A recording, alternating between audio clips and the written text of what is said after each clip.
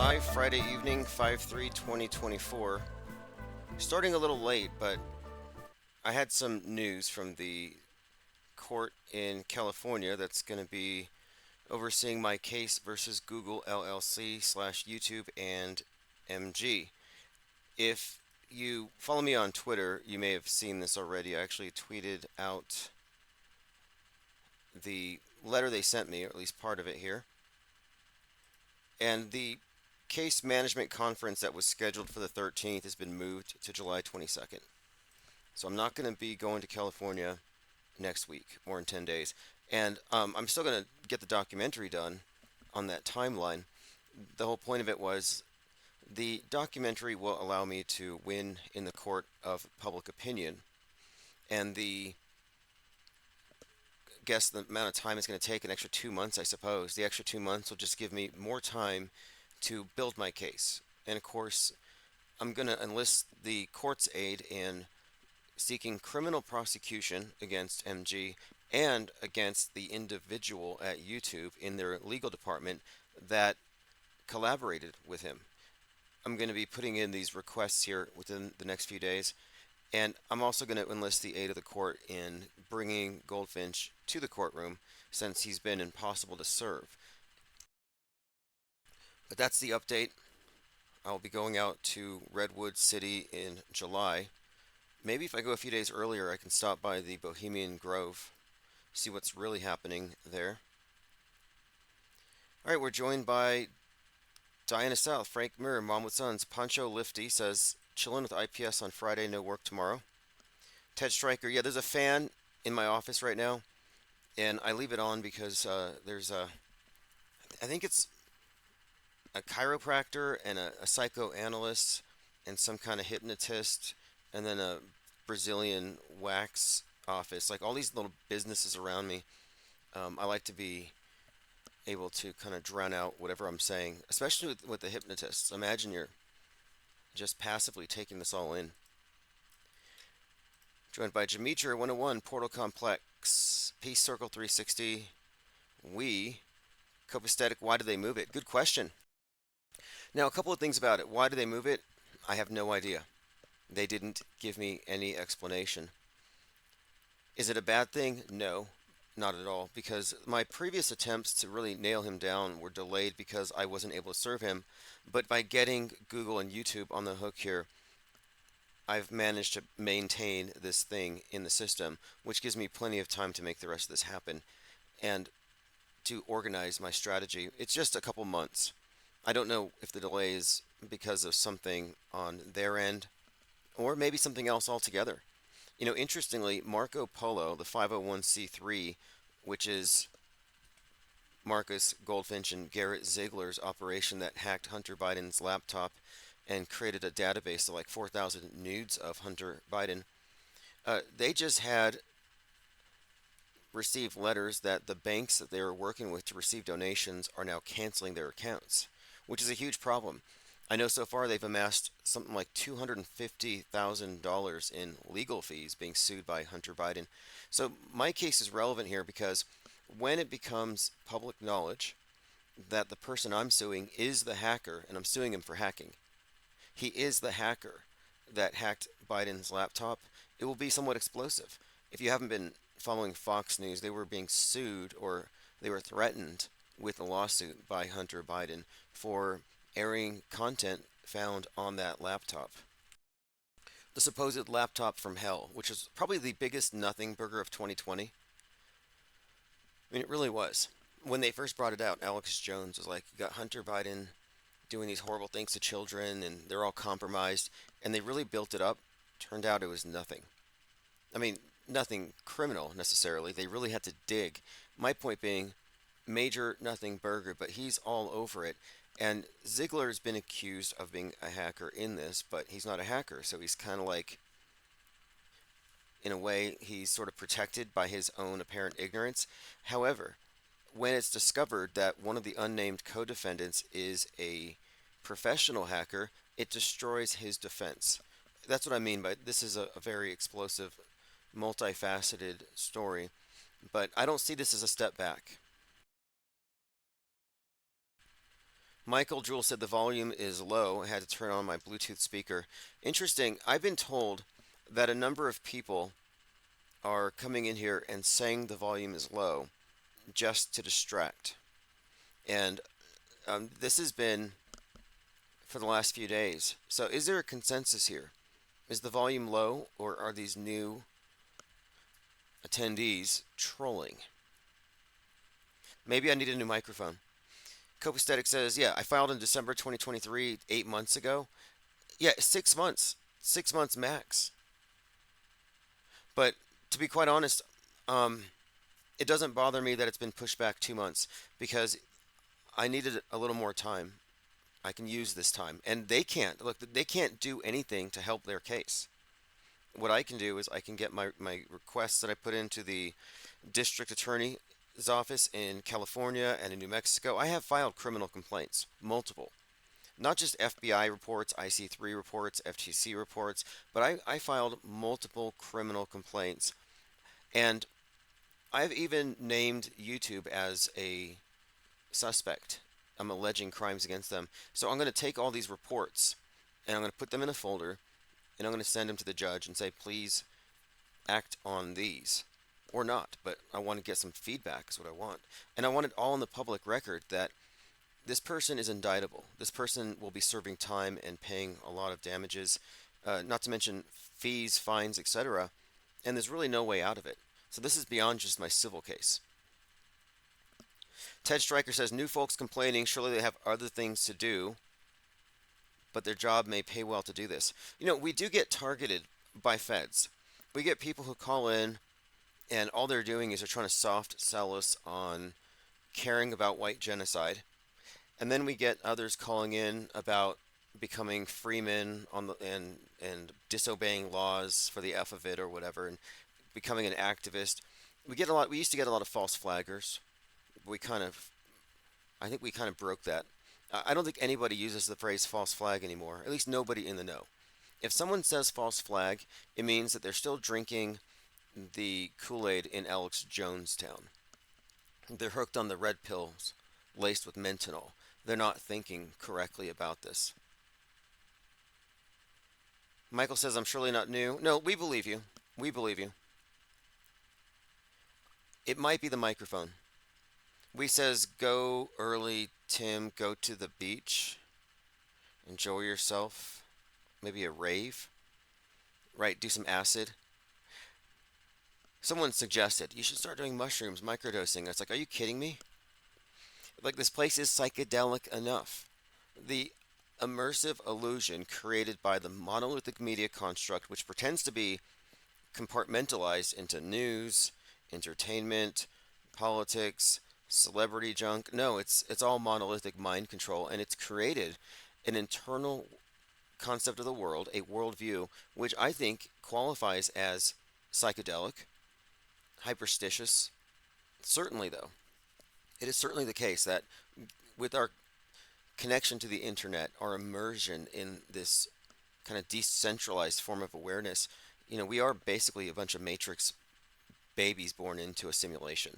So it's like I don't need any drugs. You can only get so high, and then you reach the point of diminishing returns. If anything, I would consider something equivalent would be going out into the woods or the desert and just abstaining from the screen. Like I'm talking sort of like detoxing, cold turkey, no internet for a few days. I don't know what that would do. Well, actually, I have some idea. I have been making it a point to spend less time scrolling. And now, whenever I have a phone, I carry a book with me, a novel. I've been doing this lately. I've been reading some terrible science fiction, but I just came across this book, and it's unbelievable. It's just uncanny. It caught my eye because I was doing research on General Michael Flynn, and this book is by a Michael Flynn. The guy on the cover has an eye patch, and we were talking about these various archetypes, these characters with eye patches, like Stuart Rhodes, the founder of the Oath Keepers. Then you have the guy that was stabbed, the priest, and then you have Salman Rushdie. All of these very psyopy. Anyway, It's called In the Country of the Blind, and I picked this book up because it's got a nuke on it as well. It says, "Beware the one-eyed man," but it says, what if there were really a secret conspiracy running things behind the scenes? If it were all a plot and they were incompetent? Kind of an interesting term. It's all plot. Like I refer to these things as plot twists. Like now we went from bowl cut racist mass shooters to trans shooters radicalized on Reddit. That's a plot twist. No one saw it coming. But this book is about how sometime in the 50s someone had perfected some kind of computer and they realized they could employ this new science that involves history. And the word, it's CLIO logical, Cleological, named for the muse of history, the Greek muse of history, Cleo. Apparently, the writer coined this term, a science of history. Now, that's interesting. My point of it, though, is that this book is about how a small cabal had seized control of this new power to control mankind through controlling our perception of time, which is basically control over history through media. So it goes on to say the history books lie. This machine was a success, but it was hidden from view by this secret society dedicated to the development of a science that would guide the human race away from war and toward a better destiny. So this is kind of going along with the theme of newsbenders, that it's for our own good. The real world is largely being replaced and we're being put into a simulation because it's benign. It's a benign dictatorship. But it's notable that this is just something we've been talking about quite a lot.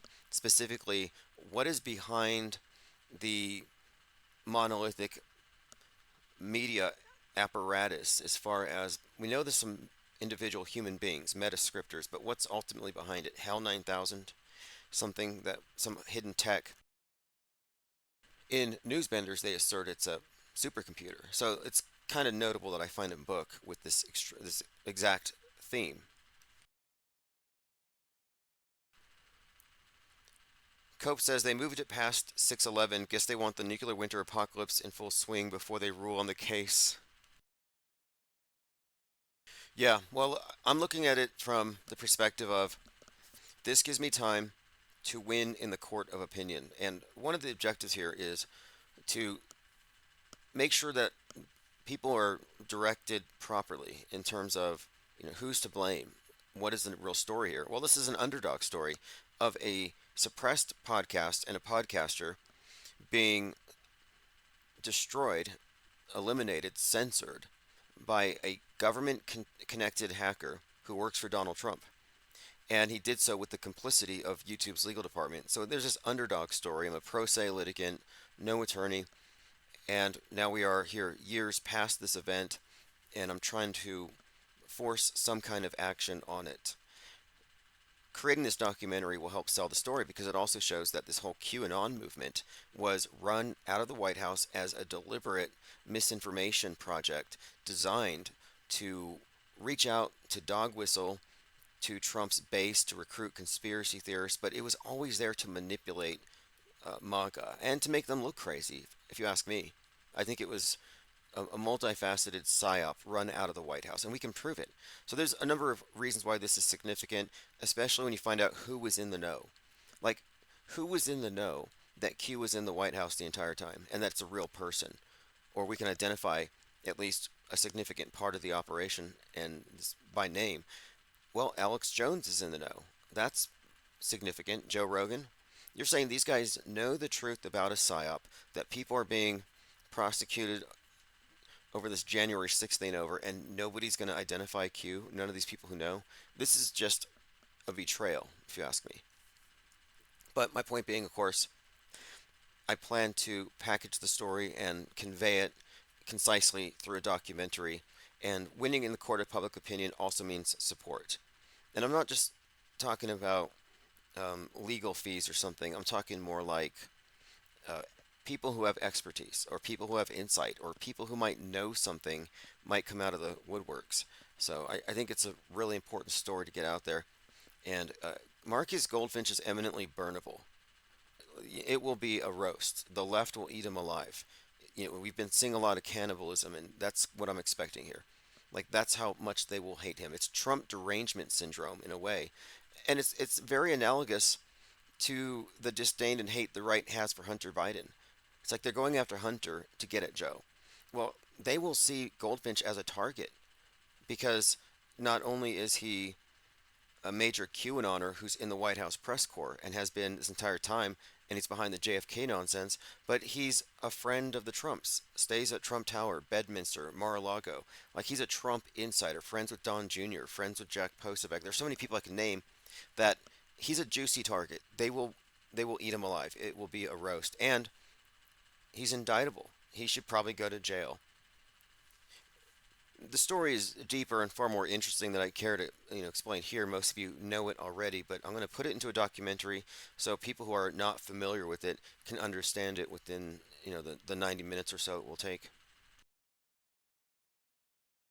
G33 says resident troll reporting for duty. Thank you for joining. All right, let's see here. We says, did you see The Simpsons where Homer eats an insane amount of hot sauce and goes on a peyote trip? I never really got into The Simpsons. I always thought it was depressing how this was our representation of the American family. I always thought it was sort of a smear, an attack, simp. And interestingly, this was echoed by Burning Man, Maxwell Azrello. All right, let me go ahead and go through comments. I've been meaning to get to these. If you're on my official YouTube channel, I will be reading the comments. Stranger Day said, I remember hospital says you couldn't film during the empty hospital days. Them's the rules. Dave Hazel says, I wonder if the powers that be shouldn't also leave hoax or breadcrumbs too. Seems like a lot of psyops I hear about are some kind of double cross to lead one further away from the truth. Yeah, absolutely. The way I describe it is the mainstream news is the MSM. Conspiracy theories are MSM plus, and the plus is just all the breadcrumbs, the trails that lead people to a deeper storyline that they find more satisfying because they don't trust the mainstream. But it's planted there on purpose. All of the conspiracy theories are fake. I mean, really, which one is correct? We are negating the conspiracy theories and exposing the truth behind them, which both sides conceal. They Lie We See says the mic level in the stream should be as loud as in the private and we're good. How about a live discussion with Jacob Bartol, who's auto-hoaxing out of Sweden? Okay, I am following his blog now. I get his daily blog posts. I will take a look. Barth78 says, hey IPS, been watching lots of movies, peer programming. Same with news stories. Yes, good. We have to be informed. The masses are misinformed. The misinformers ensure that everyone is equally misinformed, and if you're not paying attention, you're simply under misinformed. That's not a position of situational awareness. For situational awareness, you have to be informed about the misinformation. In other words, you know what's going on, but you also want to know what the people who are being led astray believe is happening. We have to know what's in their heads, what they will accept. I mean, they are the target audience of the Psy War. We've kind of stepped outside of it, but we have to remember that it's all target marketing. They get people to respond in predictable ways. It's MK Ultra writ large. It's incredible. Dewis in Paris says things are getting very Inception-y. So just to see how far down we can go, I'm leaving a comment here on your YouTube, commenting on comments left on the previous live stream replay. Dorian says cats rule. Apollyon 911 says between Tim Osmond and the excellent think tank, I would bet on a watch along of the Pirates of the Caribbean movies would unearth treasures. Illusion intended, but I really do mean that. When I've watched them, there are lots of esotericism, and I don't know a hundredth of what you lads know. Anyway, take care. All right, I am certainly interested in this idea of doing these Mystery Science Theater style watch parties. We did a few. I felt terrible after making everyone watch Blade Runner. It wasn't that great in retrospect. Eyes Wide Shut, incredibly boring. Like I had no idea how boring these movies are. Maybe it's just something else. The pace of things have changed, a quickening. Swiss Chalet says, big fan, thanks. Thank you for your comments. Says, I believe there's a big demographic collapse coming simply because there's no children anywhere. Demographic collapse. Well, there's a population crisis according to both the left and the right. The left says there's too many people. The right says we're running out of people. This is how divided things are. You can tell where people are getting their content, their mind viruses from. There are boxes we are in. It's a big box, a couple of other boxes within the big box, and that's about it. On top of the box, you have the programmers. Outside of the box, you have the deprogrammed. But you cannot accidentally find your way out of the box. It's an act of volition. The programming is by default. Deprogramming really means a reframing of one's entire epistemology, how you process reality when you're getting it secondhand through media.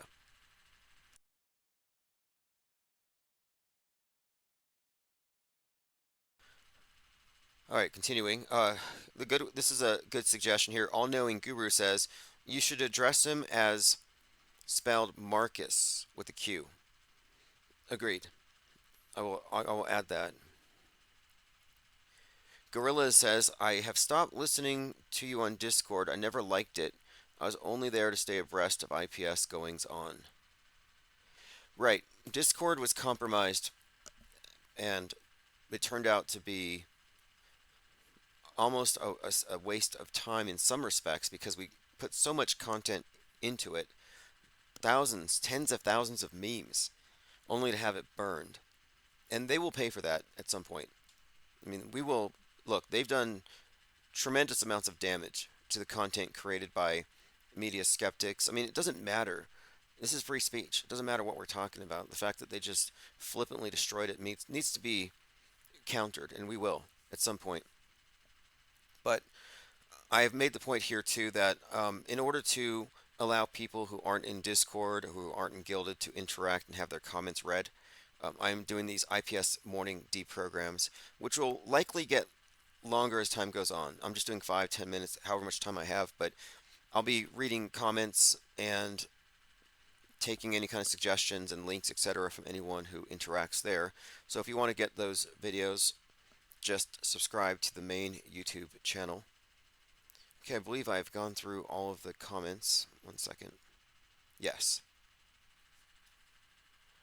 All right, let's see what else we have here. Gorilla says, on there was some brilliant art. Yeah, no doubt. Not to mention links and conversations. It was deleted because we were too big tent. We're like, oh, let's just let everybody in. Give them second chances, third chances, fourth chances. And it turns out that there are people who have agendas that they just can't drop. And I see it all the time. People get hooked on an agenda. And it will fade when their propaganda source changes it. It's interesting. It's like, oh, this person's brainwashed by Telegram. They're going to be pretty much pushing anti-V, anti-vax until it becomes anti-immigrant. And then from there, it's going to become anti-Israel. Then it's going to become something else. But they're in lockstep. There are hive minds. And so these individuals with their hive mind programming go into these other servers and they try to spread it. It's quite literally like a mind virus infection with these super spreaders. But we recognize it and we call it out, and yet just even discussing some of these things gets you censored, which is by design. Because it's not like what they're spreading, it's not like the censorable content is truth. It's an important distinction. They're being censored, so it makes them feel like, oh, we're telling the truth because they're censoring us.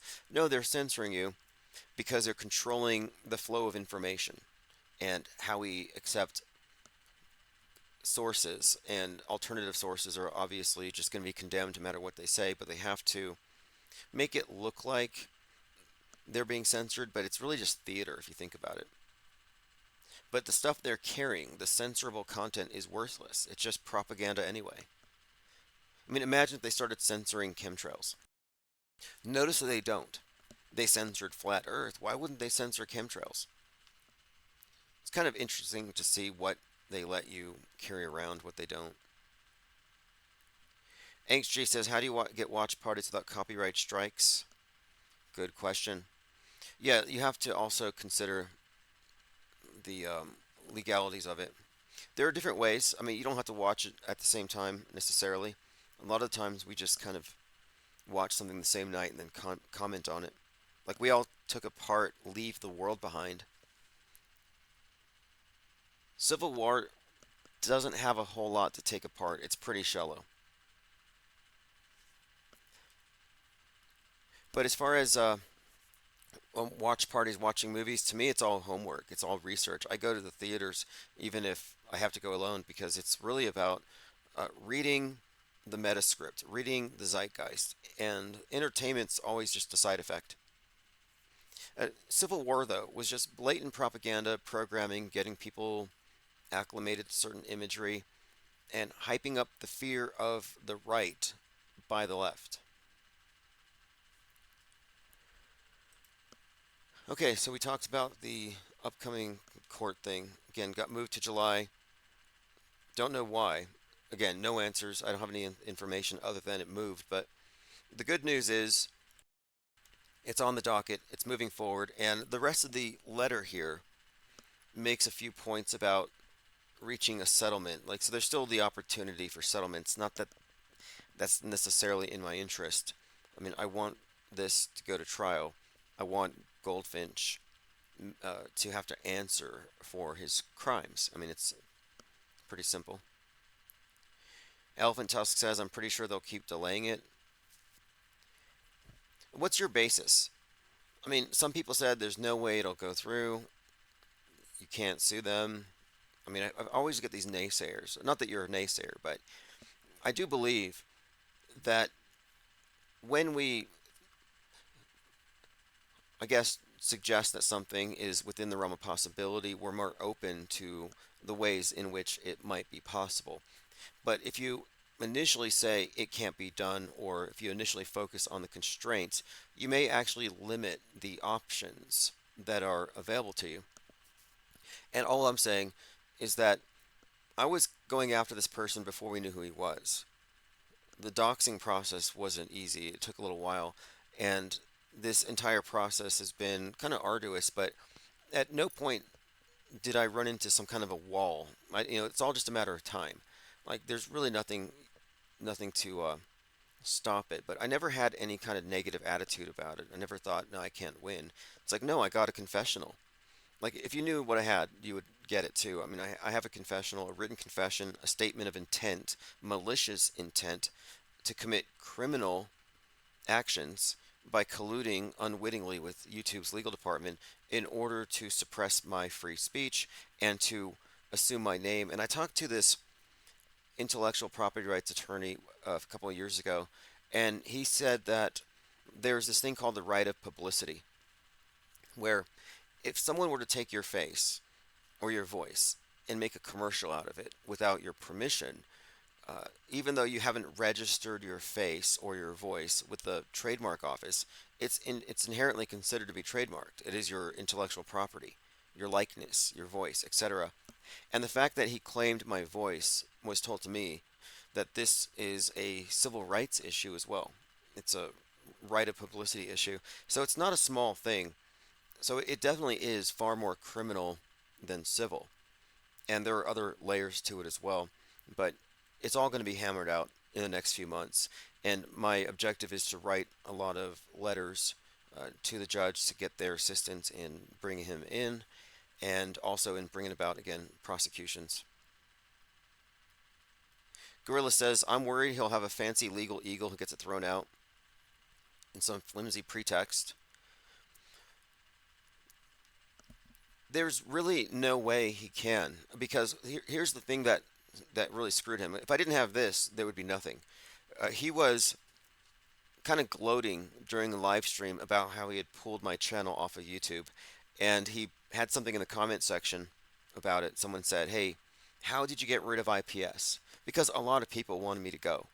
Like, it's amazing how many people just were actually in support of this. Like, all these truthers surprised me. A lot of these truthers were not so protective about free speech in principle. They were like, "Oh no, get rid of him." So this chat's going on, and MGTV at the time said, "Send me an email, and I will show you how I got rid of him." And what I did was I spoofed that guy's username, created an email, and I sent him an email. And I said, "Hey, how did you get rid of that devil IPS?" And I just sat there and I waited, and email after email started coming in. I learned that he was friends with Joe Rogan, Alex Jones. I learned a lot of stuff actually. But one of the emails in particular was a forwarded email that was sent to YouTube's legal department, in which he says, "That is me speaking. This is my podcast. Disregard any copyright strikes from anyone but this email address." And he bought timosman.com, and he emailed from that email address. So what he did is he shared not only how he committed the crime, but he admitted in one of the letters, he said, "I'm going to get this individual." He said, "I'm going to get IPS and Mad Mike off of YouTube and out of the flat Earth topic," which is really strange if you think about it, his motivation. But the statement of malicious intent means there's no doubt that he did it. There's no plausible deniability. There's no reasonable doubt. Like, he admitted to guilt. It's done. And then on top of it, I have a damage complaint easily worth 350,000, depending on which state it gets processed through statutory damages, but for cyber squatting. And all I need for that is his attorneys. Whoever his legal representation is, whoever can receive legal papers, whenever I get his address, yeah, I'm just going to serve him that, and then I'll go through with a writ of execution. So, like, that's already pre-won. So no, there's no losing on this. There's no defense. There's nothing he can do. And not only that, but he couldn't possibly convince me to settle because it's not civil at this point. There's the civil, but there's the specific criminal stuff that goes along with it. Now, one of the more interesting things about this, in my opinion, is the fact that he's so close to the Trumps, and that he's a White House press corps member, that he's a key to the White House, friends with all these individuals. Like, someone's going to have to answer for this. You're telling me that Q was physically in the White House from 2017 to 2021 and nobody noticed? Now, what's even more damning is the recent admission by Garrett Ziegler that they're friends. And I had already known about their connection. And then Goldfinch revealed that he is part of ICU LLC. ICU LLC is the corporation doing business as Marco Polo. Marco Polo is not the real name of the 501c3, it's ICU LLC. This may be boring to some people, but what I'm pointing out here is that he admitted on a fundraiser, and by the way, the bank just cut them off, but he puts his face on a t-shirt for the fundraiser. It's like he really cemented it for me with that. That, yeah, he is indeed on the board of directors. He is being sued by Hunter Biden. It's a huge mess. I don't see an exit plan for him. And it's taken a little time, but I stuck with it because as time has gone on, he's dug himself in deeper. His recent hacks of my accounts were just a little over a year ago. And one of the companies I'm going to be sending a subpoena to will be Spotify, because Spotify had accepted a fake copyright takedown on behalf of Goldfinch, and they pulled my account down, which was very significant at the time because my account was actually doing pretty well on Spotify. So when I wrote Spotify's legal, I said, "Hey, you're legally required, you're obliged to give me a copy of that copyright takedown notice that was sent, used as a basis to pull me off your platform." They wouldn't send it to me. They still won't. It's like, why won't their legal send it to me? Because it would give me his address. It would give me his information. They're supposed to. Anyway, there's a lot of stuff here to go into, but he has some protections. He is very wealthy. That's another aspect to it. He's politically connected, but my contention is that if I can win in the court of public opinion, it won't just be me against this well-connected individual. It'll be a bunch of Trump deranged lefties who find some kind of sympathetic character in Hunter Biden. And there's a lot of him.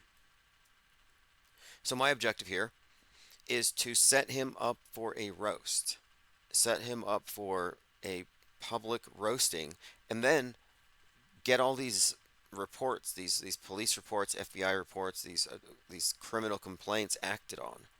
And I think that's something that can be accomplished by July 22nd. All right, Portal Complex says, I heard he does hot yoga with Eric Dubay. Well, he is friends with Eric Dubay.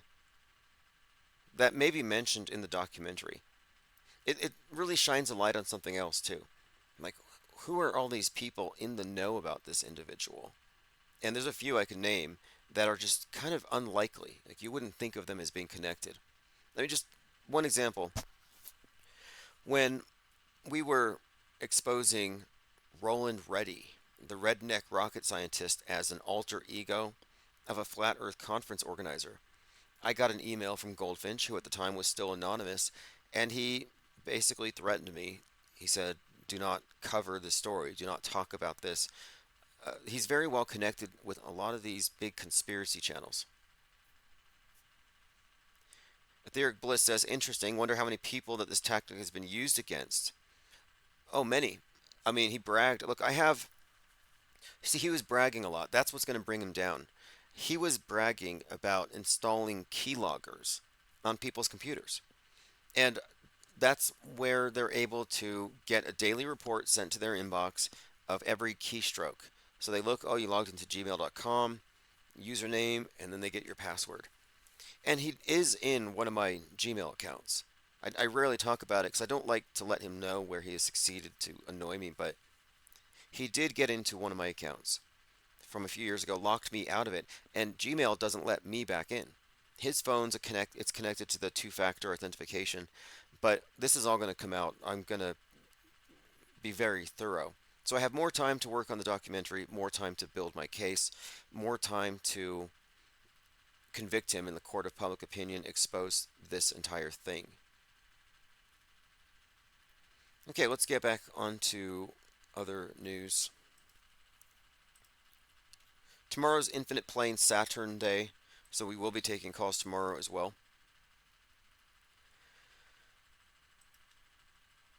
Here's a tweet from 17TBIYTC24. For those of you not hitting the Q pipes, that stands for 17, which is Q. The best is yet to come, 24. Now his username is 24, but it was originally 23 when he signed up. So he thought the best was yet to come last year, but he pushed it forward. And he says here, I knowingly and willingly signed up for this battle. My wife and kids did not. They are heavily impacted by my decisions. I pray I got this right. So that's a QAnon digital soldier, battle weary, praying that he is fighting the right fight, doom scrolling and retweeting and posting emojis about JFK Jr. and Donald Trump. And he admits here that it has heavily impacted his wife and kids. Fascinating. Now, this is a guy who posts on the internet calling it a battle. That's one hell of a LARP. LARPing is one hell of a drug. All right, moving on. That's just standard stuff. This is interesting. This is basically a superpower. Bats can use ultrasonic waves to shake the lens of the camera. Let me play this. You can see what I'm talking about. You hear the clicking, and then the screen vibrates.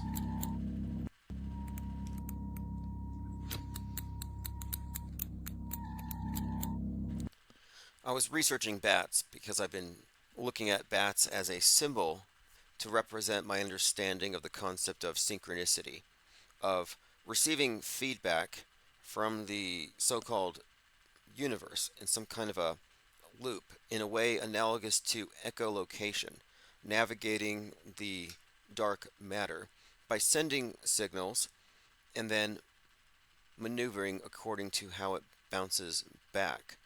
So I think of the bat as a very interesting symbol in that regard, and of course this is just an example of their ultrasonic waves shaking the cameras. Very interesting.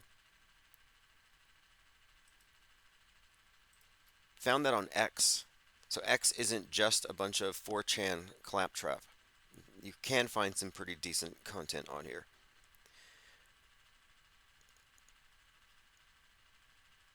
developing, the U.S. Army's 4th PSYOP group released this video called Ghosts in the Machine 2 that gives everyone a view into the new war that is often unseen. So this is kind of a disclosure about PSYOPs, and this is meant to be a recruiting video for people who want to get into PSYOPs. And apparently there's a lot of them. But I'll play this here. This is being released to the public. Again, just kind of, in a way, maybe it's Duper's delight. But we have never had to put a wall up. And it's got JFK's voice, of all things, of course, which is obviously a troll. To keep our people in. Freedom is indivisible. It says, the mind of the oppressor. Now, this is, again, a commercial with music and visuals. JFK in the background. It's called Ghosts in the Machine. And the original one was suggesting all the world's a stage. You may recall that one. It says, behind every idea, that control of emotion can be gained by understanding the stimulus response pattern. A belief. Very bizarre, artsy video for the Army, honestly. Way better than their Space Force propaganda. Has the word Psywar. And by the way, we should also consider that when the Taylor Swift Super Bowl thing happened, the Pentagon said it's not a PSYOP. And we all know it was a perception management stunt. It was a PSYOP for all intents and purposes. There's no meaningful distinction between any of these things. Sports, entertainment, news, political news, it's all monolithic. It was a PSYOP, but they've mainstreamed that term. They've nullified it. Now, PSYOP is about influence operations, sure, but they're likely diluting the conversation away from the full magnitude of what we're talking about with regard to fakery. Kind of sounds like Nine Inch Nails says we. Yeah, that's kind of what I'm thinking. Psychological operations recruitment video, PSYWAR. Here's a headline: Army releases disturbing recruitment video. Yeah, agreed. It's meant to be somewhat, I guess, intimidating or something. Or attractive. Think about the kind of people who want to, join this. But U.S. Army releases mysterious Ghost in the Machine recruitment video for secretive PSYOP warfare unit. This is the kind of unit that Marcus Goldfinch is a part of. That's why I think it would be useful to expose him. I have a different angle to, more or less pitch this to, depending on, who we're talking to. Like, it is in your interests. If you're a truther, if you expose PSYOPs and false flag operations, or if you know somebody, if you lost somebody to the Q cult, then it would be in your interests to see Goldfinch exposed. Not just for hacking and being an internet troll and a stalker and a content thief and all these other bad things, but you should want to see him exposed because for the first time, we will have a behind the scenes PSYOP operative brought into the foreground, exposed as such. I mean, how many times have we called out these crisis actors and they still pretend like they're real people? You never get these behind the scenes operatives into the light. It's always just a conspiracy theory. So here we have one of the biggest conspiracy theories of our time, this whole Q thing, and one of the main agents within it, within reach of being entirely exposed. Like, this could be disastrous. So I think it's in everyone's interest here that Goldfinch gets thoroughly routed and exposed. It may bring down a number of guardrailers. Like, this will definitely be something of a it'll be like a dirty bomb dropped in the middle of Trutherville. The fallout will make the place uninhabitable because it's going to involve a lot of popular content creators. And it'll show that they're all working for the PSYOPs. They're all part of the PSYOP entertainment complex. Violent Penguin says, join Call of Duty PSYOPs. Looks like a game. Absolutely. Elephant Tusk says, imagine a parallel reality where Tim stayed in the military and worked in PSYOPs. Yeah, maybe I never left. Maybe I just changed into civvies. Like, yeah, you're going to still serve Uncle Sam, but now you're just going to pretend to be some basement dwelling conspiracy theorist. And then, and like right now, I'm like the equivalent of a, let's see it, by this point, I would have to be a Major Osmond here, PSYOP operative. Well, the whole thing is a PSYOP. I mean, the whole military, the members are all PSYOPed and moved into a cult. It truly is a cult when you really think about it. It's as culty as it gets, and I found my understanding of cult deprogramming useful in exiting the service. It wasn't an easy decision to make, and it was made very difficult. And when I made the choice to leave, I was being pretty overtly, in many ways, outgrouped, rejected, and resented. And it almost makes you want to revise your thinking. And I've seen people cave to the pressure. I've seen people deciding it wasn't for them, but then after, kind of having these encounters with people, guilt inducing encounters, they just change their minds. But it's very culty. And I thought ultimately that if I stayed, I would have a very comfortable and secure life, but I might miss something. And my objective was never to stay in anyway. So no, I'm not in the military. Still. That was a rumor started by someone at one point because they found somebody with my name and everything aligned and it just seemed like something. All right, let's continue. We're talking about ghosts in the machine. Jay Han says, I can't distrust the government any more than I do right now. Fourth PSYOP says, hold my beer. Yeah, fascinating. Chainsaw says, as a Christian, I could never take a job as a professional liar slash manipulator. Sadly, if you're of the world stage, you are a liar. It makes a liar out of you. If you are a believer in the world stage, in its hyperstitions, you're a liar by default. I'm working on a manuscript about this because I think it's an important topic to recognize that we are a society of liars. And if you say, no, I'm not a liar, I'm truthy, I'm a goody two shoes, truthy or truth person, and I never tell a lie. Okay, fine. But what if you don't know you're lying? What if you are programmed with lies? And this is what I'm talking about. You're an unwitting liar spreading lies and you don't even know it. Wouldn't you want to know? Don't you want to get tested? And we don't have to shove anything up your nose to figure out if you're carrying, lying mind viruses. We can just look at what boxes that you have compartmentalized yourself into. So everyone is a liar if they're in the box, if they're programmed. The program is based on lies. It's the lie world order. And so you may have great intentions, but it doesn't matter because your frame of reference is not only situated upon an edifice of deception and a record of lies, but the frame of reference omits by design those things that would contradict it. It's a closed system, a self-reinforcing echo chamber. There is no truth here. So for this person, my point being, you are already a liar and a deceiver. I guess they don't want to be a witting liar. So their hearts are in the right place. And that's why I make the distinction between witting and unwitting liars. Those who know they're doing it, those who know and don't care, or those who don't know, or those who would stop if they knew. And that's kind of an interesting question to bring up there, too. You'll see who's a real sellout and who has a soul, I think. Well, it's interesting to look at the mass media because you have to realize that most of them are dupes. There's no way they're all in the know about it. There's no way Neil deGrasse Tyson doesn't believe in the moon landing. They need true believers. Mr. Trustworthy says, was military wife Kay Griggs' interview real? My guess is no, but let me take a look.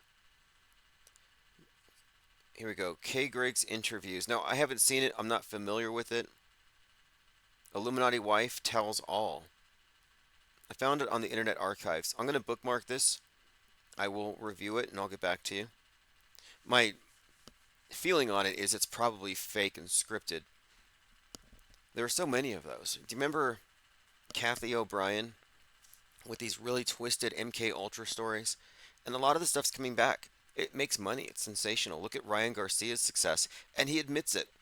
He says he's the most successful troll of all time because he trolled his way into millions, tens of millions of dollars with his fake Bohemian Grove story. His Bohemian Grove Me Too story made everybody look. And they all bought the tickets. And then afterward, he admits on some podcast, Valuetainment, he admits that it was just a troll.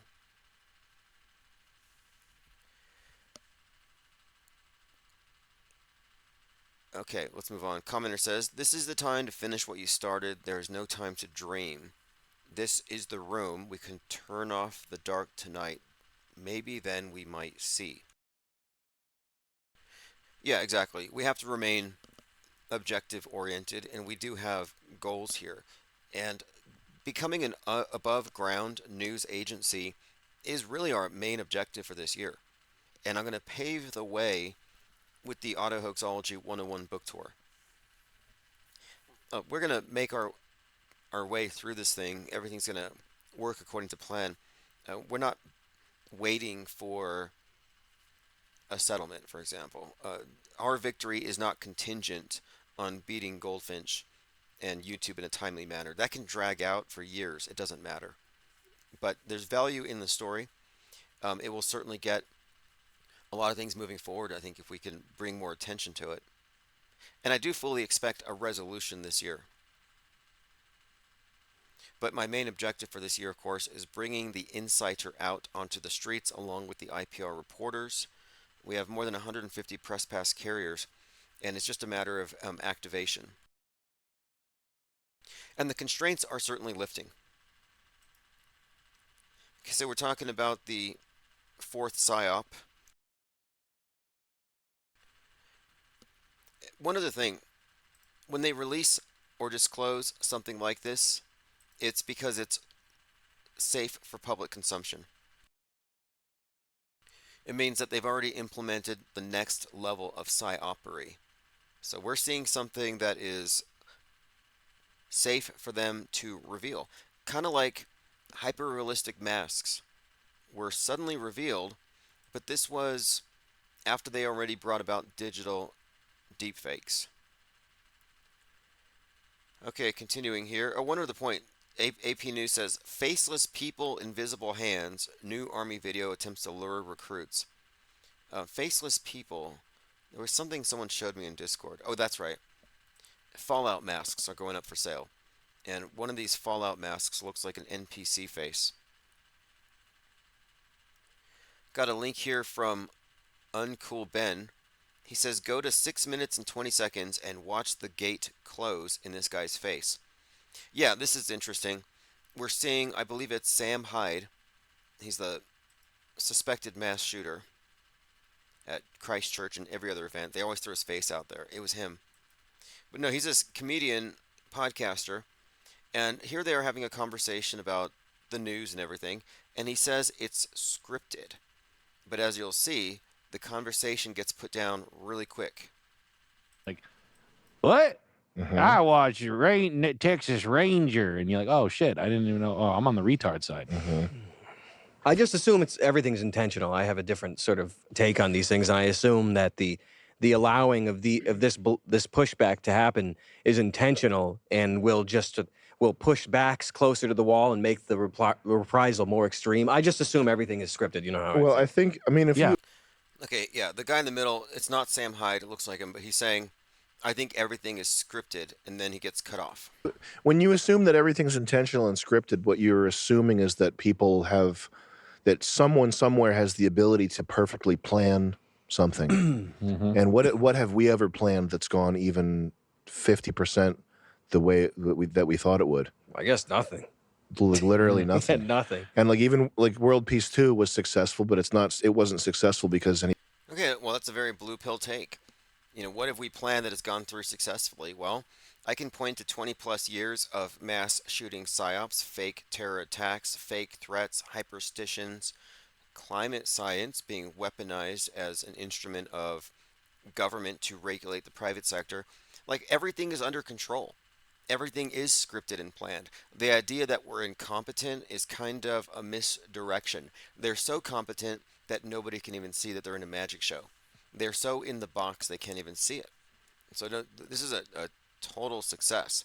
So here they are in their Plato's cave, certain that no, nothing's under control. It's all chaos.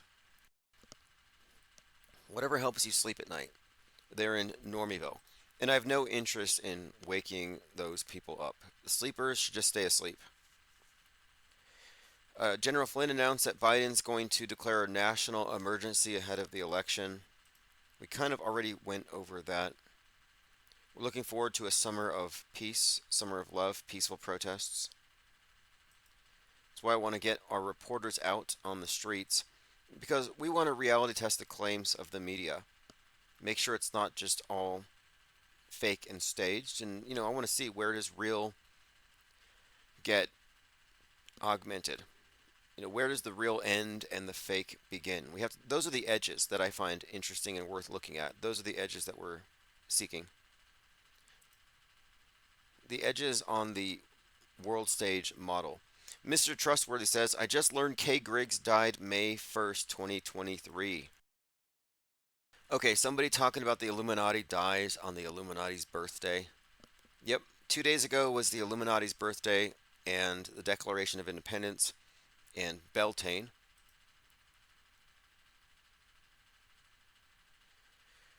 Elephant Tusk says, Star Wars actor Mark Hamill drops by the White House for a visit. I hadn't seen that. He's very Trump deranged. That is Mark Hamill. And the Trump deranged people are, by and large, they're programmed to be that way. They're non-thinking. They're NPCs. And I am not Trump deranged. Like, I am not on Team Biden. I do not find Hunter Biden sympathetic at all. However, because of the lawsuit, the enemy of my enemy is my friend, I need all these Trump deranged people to get behind me. Like, I'm definitely reaching out to people like Mark Hamill, because they will have all the motivation and incentive to go after Goldfinch and expose this thing. Did everyone see this thing? And I'm sure maybe I'm not the only one who brought this up, but this is kind of a big deal, because yesterday was Harry Potter Day, and a couple days ago, Ukraine's Harry Potter castle was hit by a Russian missile and burned. And I'm like, that's weird, because a couple days before, I had seen a guy walking around with a Harry Potter robe and a staff, and I thought, okay, what's going on here? Well, it turned out when I looked at my phone, oh, it's Harry Potter Day coming up. And then I see this. Universal Orlando Resort reveals a Hogwarts Castle projection show. So the castle that just got burned down the day before, they had just released this thing. In other words, they released the Harry Potter Castle hologram, and the next day the real thing gets burned by the Russians. And this is all happening on Harry Potter Day, while the unhoused person in the Harry Potter swag marches around my neighborhood. Just a strange confluence of events. But yes, to go back to what Mr. Trustworthy said, Kay Griggs dying on May Day is highly indicative of it being a hoax character. Oh, appreciate that. Nathan on our Skype has said, your volume is perfectly fine. It's never changed since I started listening on Odyssey. Okay, that confirms it. The people who were commenting on the volume were gremlins. They might have been bots. And there are people who will fall for that. There were people, I've actually encountered trolls who gloat about this. They think it's funny. They'll be in their little troll hole somewhere talking about who they're going to go after. And they'll go over there and they'll all mess with the sound. They feed off of it. Like, it's not just the Illuminati that want your loosh. It's the troll next door who engage in the same type of behavior. This is like a troll world order if you think about it. Because it's all about the power to trigger for unknown, impish, nefarious, or sadistic reasons, likely vampiric. Joe Mama says, how can you believe that Tyson and the like actually believe in the moon landing and many other obvious provable lies? Mountains of evidence and any common sense destroys these lies. How can you believe that Neil deGrasse Tyson has common sense? And I've listened to him. My opinion is these individuals are insulated or they're blackmailed. I mean, there was something pretty dark, and I hate to spread rumors, but if you look up Neil deGrasse Tyson, what was he doing in 1984? Oh, that's right. This is pretty bad, and I almost don't want to bring it up because these accusations are just damaging in and of themselves. But supposedly Neil deGrasse Tyson Cosby'd some woman back in the 80s, and they were at the time at the University of Texas at Austin. But I'm not sure if anything ever came of that. But I really think that these individuals aren't in the know. They wouldn't be able to passionately talk about moon landings if they didn't believe in these things. And that's an important point to remember here. We are more in the know than a lot of these people who are halfway up the pyramid. You have the Lie World Order pyramid. You have various levels. At the bottom, it's darkness, world of beliefs, belief systems. And then you have various levels of in the know. So high security clearance, oh, you're in the know. We fake these events to influence public opinion. Okay, well, you're now part of the elite, or so you think. But then a little higher, they find out, oh, we actually don't have these nukes because they're fake.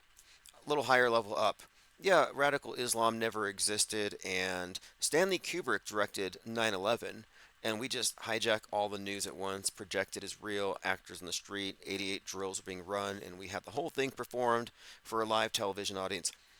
And then you're let in deeper and deeper, kind of like newsbenders. But very few people would be at the capstone level, would know about fake space, would know about who knows what else. I mean, it's like we don't know all the unknowns. We have some ideas. But one point to consider here is that because of our operating system, the rejection of their belief system, stepping outside of their world stage model, because of our skepticism, we are more inside, we have more insider knowledge than the people running up the pyramid. And we didn't have to sign any NDAs, take any blood oaths, or sacrifice any chickens to Moloch. All we've done is we've learned to approach media for what it is. So we're in an advantageous position over mass media. Like flat earthers go on the news and they get clowned, which is fine. I mean, we knew this. You're talking about conspiracy theories, they're going to clown you. But the difference now is the dynamic is changing. This is why we need to quarantine. This is why we need 10,000 auto hoaxers, because auto hoaxers are better informed. We're informed disbelievers. This is a big difference from people who just reflexively call everything fake. We're far more informed about what media is than the teleprompter readers, the reporters, the journalists who contribute to it, who don't know that mass media is the de facto world state church, that it is in fact a religion. It promulgates a religion. That's what the world stage is. It's a paradigm. And they don't know. So I'm just saying, we're not conspiracy theorists. We're far worse from their perspective. This is not something they can counter. So I'm just really interested to see what happens, in the coming months, especially when this thing with Google heats up, whatever happens with it, because I think we're entering a place where we may have an opportunity, I'll say, an opportunity to kind of test the boundaries, test the foundations, blast them. Joe Mama says, nobody's that stupid in my opinion. How can anyone that actually looks at the truth still believe the nonsense? I don't believe it. Yeah, that's a great point. Is it possible to not believe it? I mean, is it possible to be that ignorant? Can you be that blind? Can you be that trusting of the screen, especially when confronted with all this counter evidence? Another possibility is he's told, yeah, we faked the moon landing to trick the Russians, but we have a secret space program. But the thing is, the problem with that is then how do you go from A to Z? How do you go from fake moon landing to real space station to rovers on Mars. If A was fake, if it's all in sequence, everything's iterative and builds on the previous thing, then it's like a house of cards. And the foundational layer is shoddy and fake. There's no way you can build on that. So it doesn't make logical sense. Maybe he is that. I mean, maybe he's stupefied. And this could be one of the reasons why they don't want this talked about. I mentioned earlier, they don't censor chemtrails. Why? It's not a threat to their system. Why would you censor flat Earth? Well, maybe because it would lead people to reasonably conclude that there's no such thing as space travel. The flat Earth question is very relevant, and it's a highly interesting question. Flat Earth models don't exist. There isn't one yet. Michael says, I was thinking the volume thing might be a pixel issue. First I'm a newbie, now I'm a gremlin. Well, gremlin's an inside joke. Whenever I have a glitch, we blame gremlins. I mean, I did say you're a bot. You could be a bot. It's possible you could be a bot, a deep fake. It could be a gremlin in your computer screwing with your volume. So then you complain, and then everyone accuses you of being a gremlin. These things can be very Machiavellian.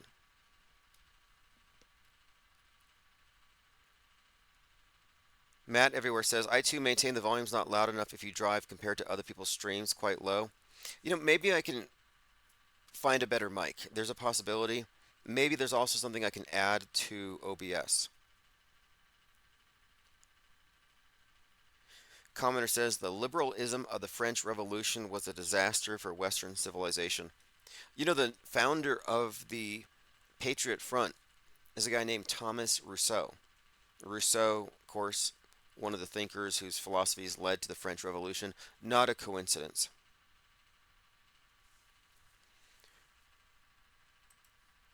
And then what is MAGA really about? Like, if we're being honest about it. What is Q and MAGA about? Chopping the heads off of everybody in the deep state. They all talk about it. All they want to do is witness the mass execution of the deep state. It's very French revolutionary, pointing fingers at the rich, the elite, the bloodsuckers. It's like Occupy Wall Street. They're like, oh, we want to expropriate the wealth of the 1%, spread it around to the 99%. Like, I like that, in a sense. I mean, at least they're honest about their intentions. I don't agree with them, but yeah, you want to take some money from them and spread it around. Like, at least there's nothing intrinsically evil about it. It's immoral, it's unethical, it's wrong probably, but it's a far cry from QAnon. They don't want to expropriate the wealth of the 1%. They want to kill them all. They want to kill them on camera at Guantanamo because of Q, because that's what the plan has always been. It's a doomsday cult, but they expect the National Guard to take a really heavy-handed role in this purging of the deep state. So it's actually kind of worse than Occupy. I mean, it's true. Like, the political horseshoe thing is a real thing. And it's not just a theory. It's not an oversimplification. I've concluded that the so-called political horseshoe is in fact a model. They created a political horseshoe. It's not just a way to explain the curiosities, how far right and far left tend to mirror one another. No, it's actually how this thing is built. So that if you go too far in any direction, you end up circling back around, radicalizing, and fighting for control over those in the middle.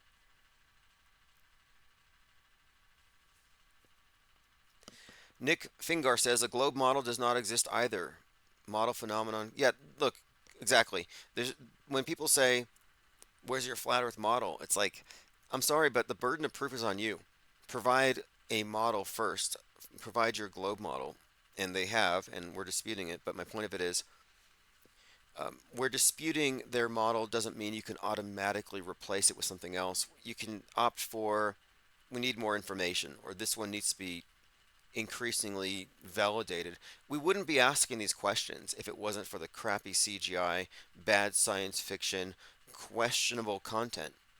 If it wasn't for obvious fakery, we wouldn't be asking these questions. It would even be reasonable to ask, okay, fine, I accept it's a ball, but why are you misrepresenting it whenever you show us what it looks like from space?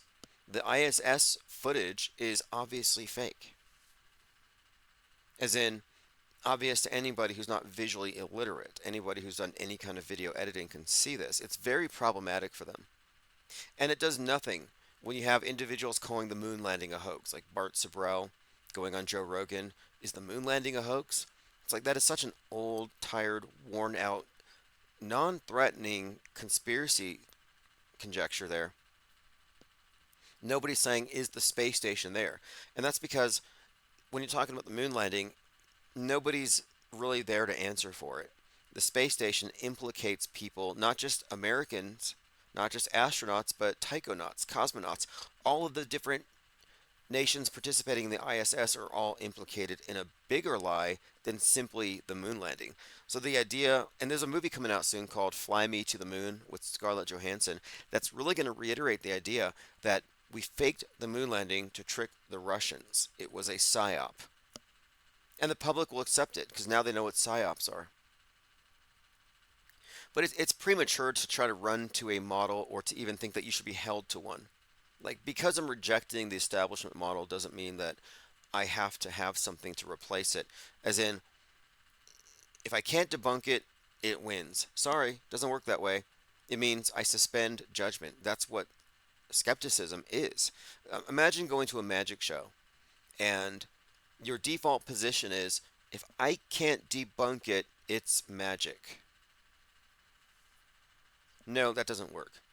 Like, I can't figure out how he did this trick because it's proprietary information. He's trained. It's an optical illusion. It fools my senses. I'll need to do some more research. I'll have to dig. It's a trade secret. My point being, just because you can't debunk every aspect to it doesn't mean you have to accept what they've told you. If you've noticed that mass media is a pathological liar that has given us a totally false worldview, it's like, well, we know they lie about the news and therefore history and everything else, but there's no way they're going to lie when it comes to cartography. No, of course, that's one of the main things they're going to lie about.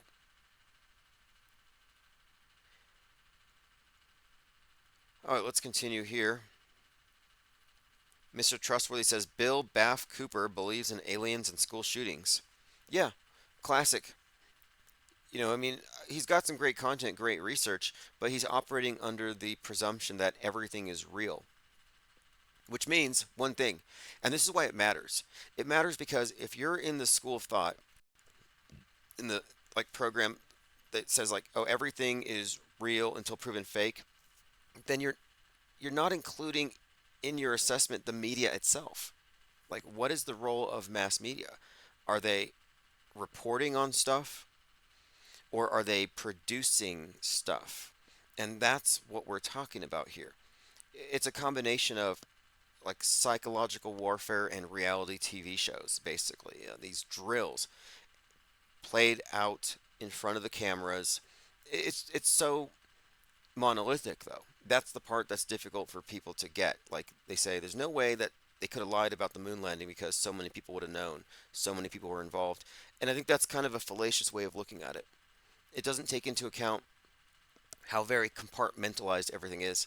And look, maybe Bill Cooper didn't know about the moon landing. Maybe he didn't know about school shootings being completely the extent of the fakery. Maybe he knew they were planning it. Maybe he didn't know it was going to be faked. Because in many ways, I think they have been pretty effective at gatekeeping this information.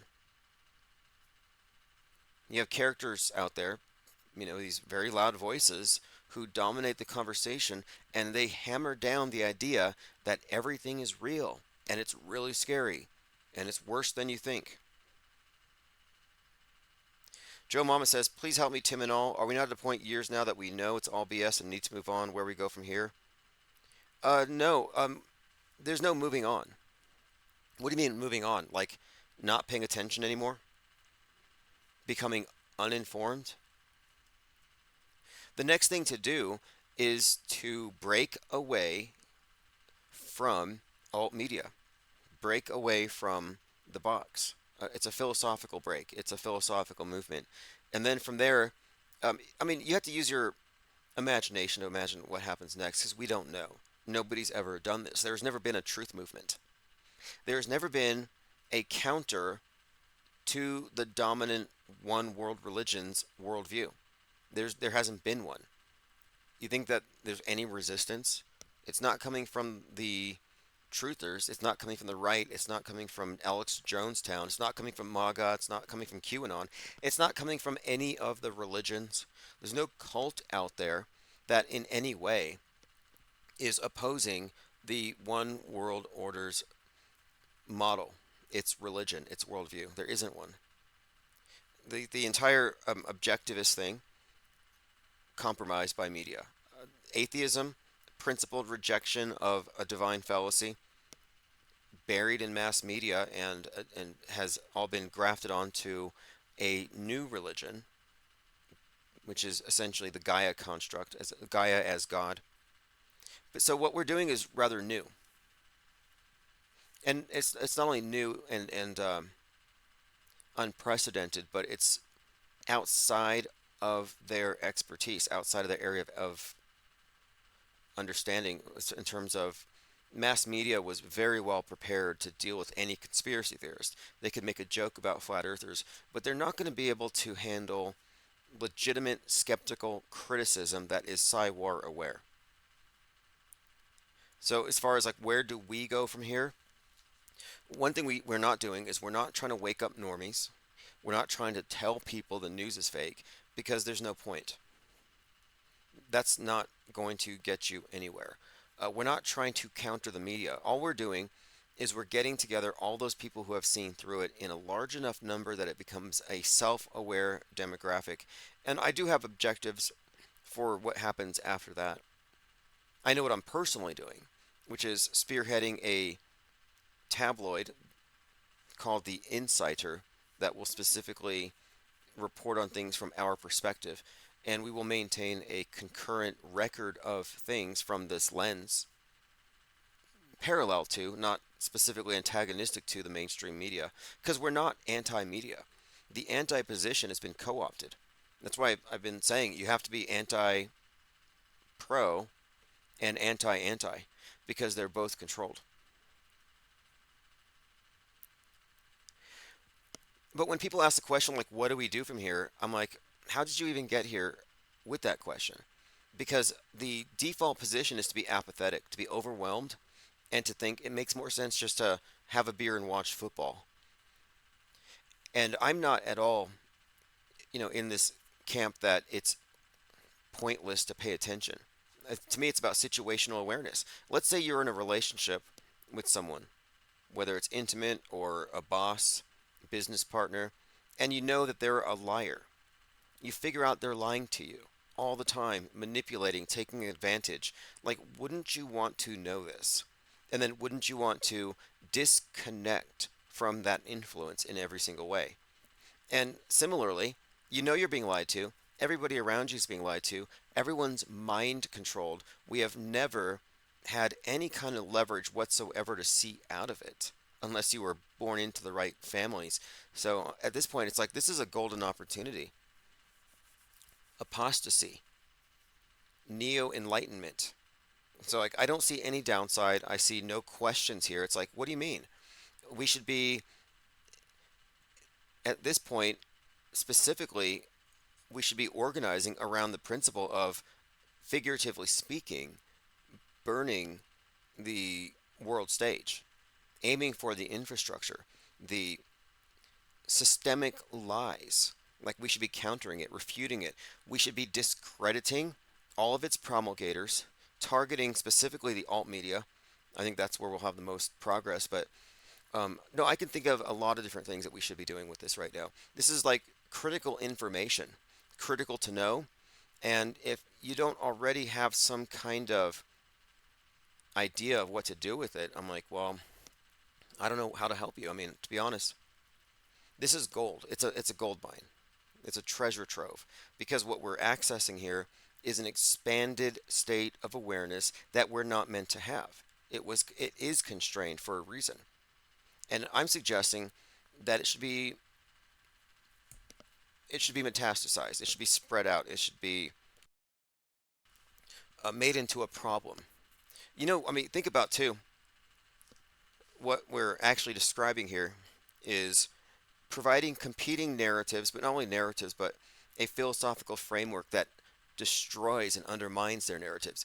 We could be talking about doing damage in terms of damage control and expenses and costs and trying to refute us, trying to stop us.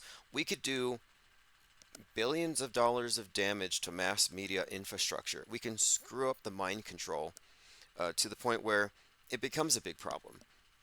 And we already see evidences of damage control going on in advance. Suggestions like the Mental Immunity Project says we need to do something about this culture of disbelief. Well, who are they talking about? Because the truthers are not disbelievers. They believe in alternative media, alternative facts. But when I saw that, I thought that really seems to be trying to figure out how to deal with a very specific, newly emergent group of people who aren't conspiracy theorists. And we're far more informed than the misinformers. Like, it's always interesting and ironic how your average globe skeptic will know more about heliocentrism than the people who believe in the globe. Your media critics like us know more about the fake news than the people who just believe it all. So what we're doing is we're separating from the believers. I told you how at the bottom of the lie world order pyramid it is belief systems versus belief systems versus belief systems, with the knowers on top, the programmers on top. So my objective here is we break away from the belief systems, replace it with a lot of questions and an operating system for moving forward.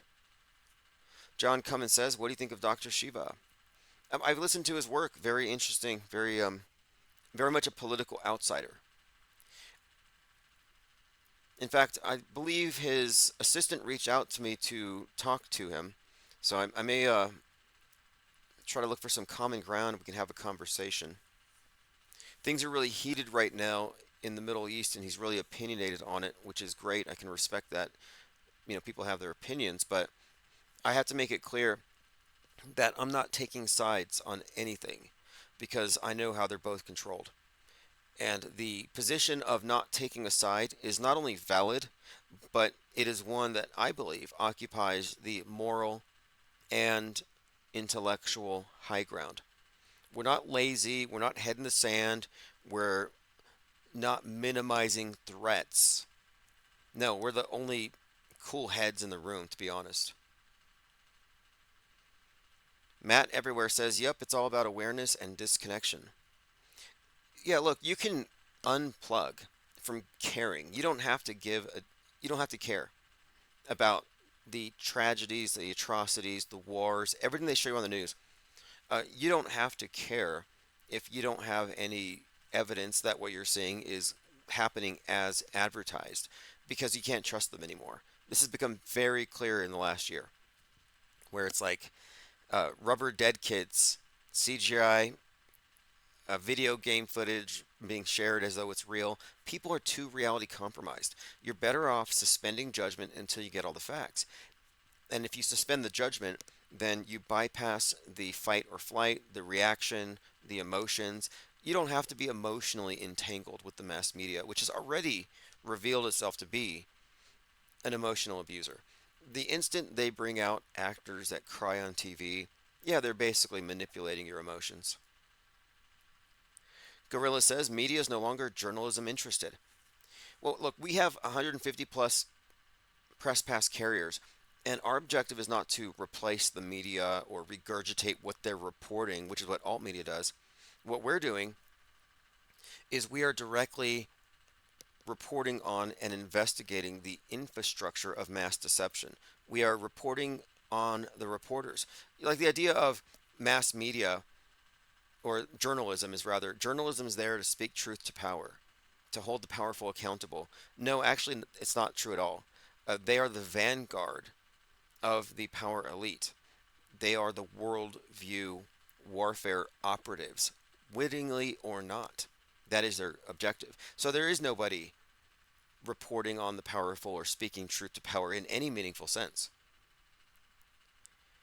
The only way you're going to get any progress in this, if we do care about truth and real beating fake and all this stuff, is to confront the propagandists as such and call them out as such, even if they don't know that they're dupes, that they're stooges. They're, and that's what we're going to unearth here. That's why we have the press passes. That's why we are getting ourselves organized as a media organization. It's because we are going to be offering a alternative to the boxed worldviews. Joined by Erto, thank you for joining. Matt everywhere, I am a Scorpio. A. Garcia says I always took him from Aries. No, I'm definitely a Scorpio in every way. It's an interesting sign, interesting symbol.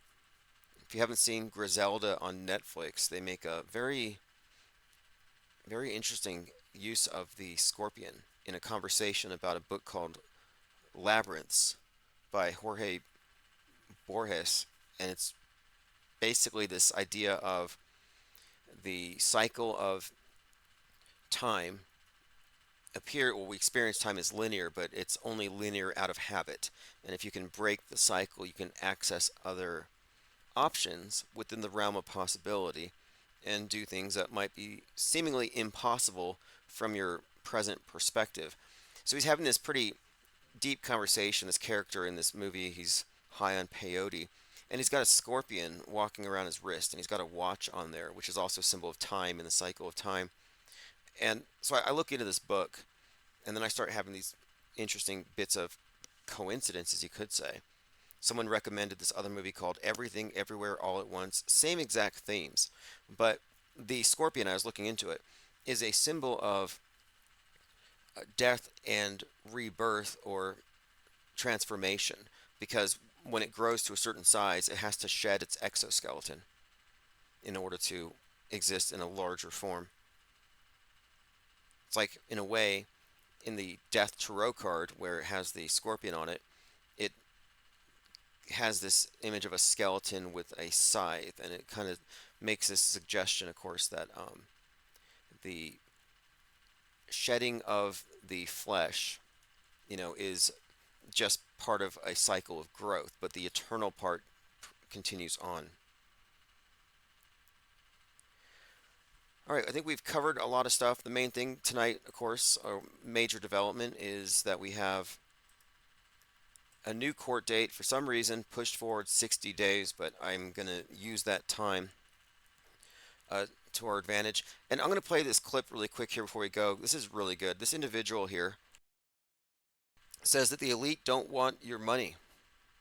They don't want your money. The taxing, the rules, the regulation. No, ultimately, they want your soul.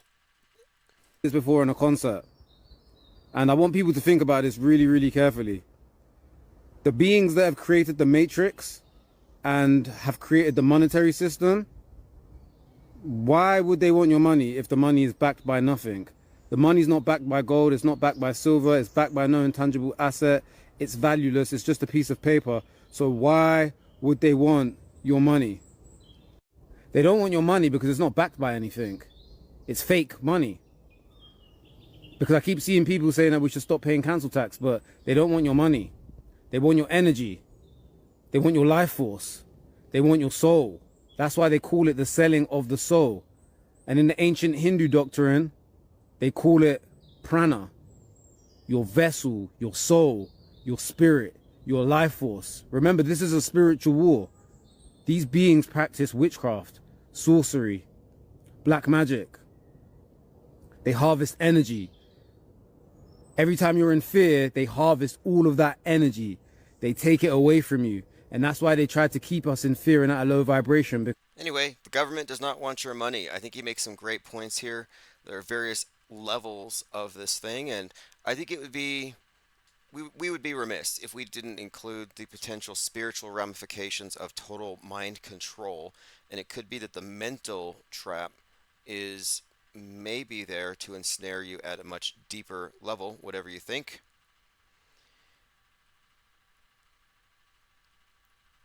Again, everyone here, I appreciate your comments and calls. Joe Mama says, I don't think they want your money if they can just print it. I think they just don't want us to have any. This guy makes more sense than me right now. Yeah, I think what they want is to maintain the power disparity, and money's just one tool for doing this, but ultimately it's about knowledge. And that's why I flagged this video here, because I think that the removal of knowledge about what we call the soul, or whatever that is a key factor in this power dynamic, in keeping us at the bottom of the lie world order pyramid, by making us think the world or the universe is intrinsically meaningless and we're just apes with big egos. Well, no, maybe there's more to it, and that's kind of what this is, leaning towards, this idea that there's another level to this thing. Anyway, this is Chief Crow, Auto Hoax, or GTFO. Have a great evening.